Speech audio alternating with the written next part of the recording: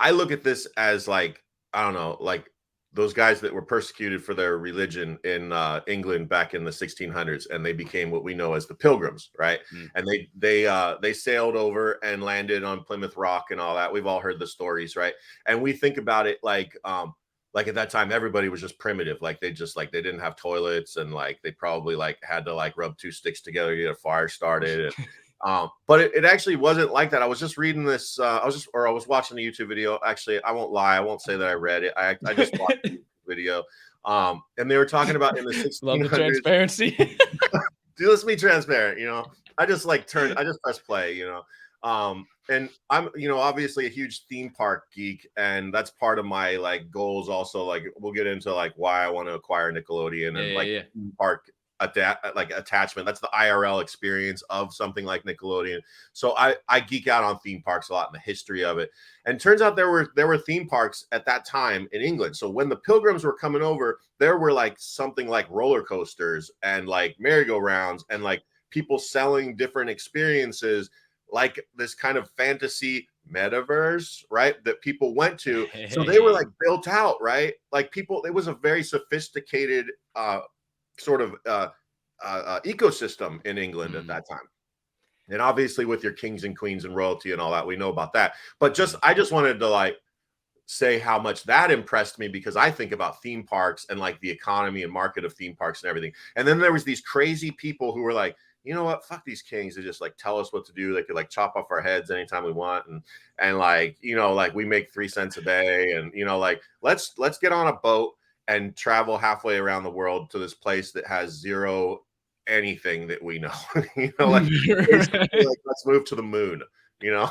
Right. And so they go all the way over there, and then they get out, and then they just start building, they're Mm.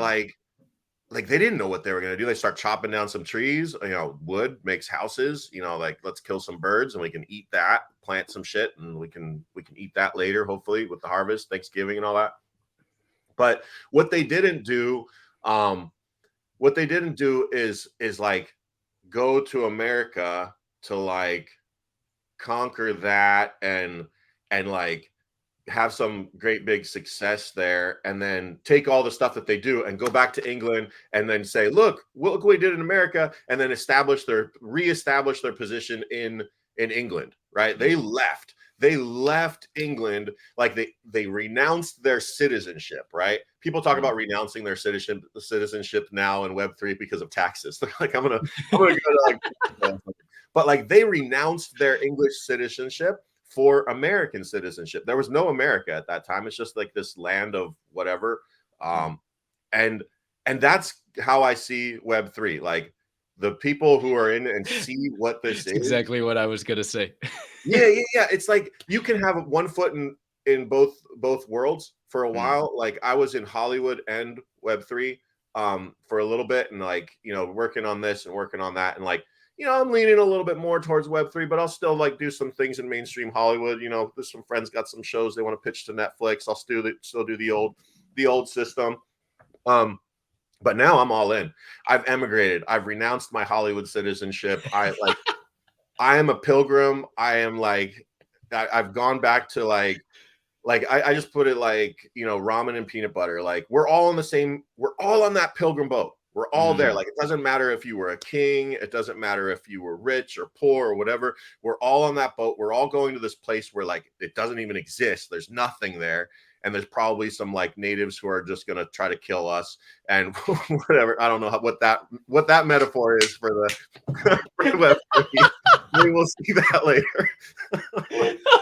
I was literally thinking the whole time you're saying, I'm like, damn, he's got to be going to the point. Like, I was gonna ask, do you think that's like what NFTs, Web3, whatever the hell it's all becoming, right? Where Mm, like it was the kings and queens, and almost in a way, right? Like it's gonna be all these different communities or colonies, right? Who mhm. all operate off of their own tokens, and that's interesting in and of itself. Like, I guess that's a good question, right? What do you think about that? Like that's kind of how it's feeling, right? Oh, we got our own token or this or that. Like some projects have it worked out really well, and some projects are just throwing tokens out left, right, and center, and even like marketplaces and shit. Do you Mm. think those will have a place in the future, or is it right now? Is it just like, hey, we're throwing shit at the wall again? We're all pilgrims, just trying to figure out who wants what. Well, I think in the end, like all not all these tokens are going to survive, but in the end, the ones that do survive, I think, are going to kind of be like um, the currency of. I don't know if you watched Mr. Show back in the day, but the guy like Mm-mm. goes out and it's Bob and Dave, Bob Odenkirk, the star of Better Call Saul, and David Yeah, yeah. Spade. Um, but they had this thing where they went and they some guy played by Bob Odenkirk decided to make his own country in the middle of like Montana or something, and he made his own currency just by like drawing it on a piece of paper. And it was like, this is one, Fredonia dollar or something. And I was like, that's kind of like tokens, but like, Mm. what if Fredonia? I think that's what he called it. What if Fredonia actually became a country and like people actually moved there and then they established it, so then that Fredonia dollar would be like worth something. So I think the tokens that are going to be worth something are based on like the country or the nation that is built by the project that made it, like.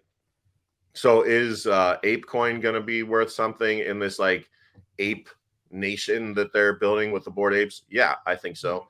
And the others, we'll see. Like that's the one I'm probably most I guess most positive or sure that's going to be worth something because of the country that it is. It's a currency, just like the dollar is the currency for America. The euro is the currency for Europe. Yeah. Like it's based on well, Europe's not a nation, but like whatever. Fuck, I know what you meant. like, Wait, fact check it around here. Fuck that. America, like America. Oh uh, shit.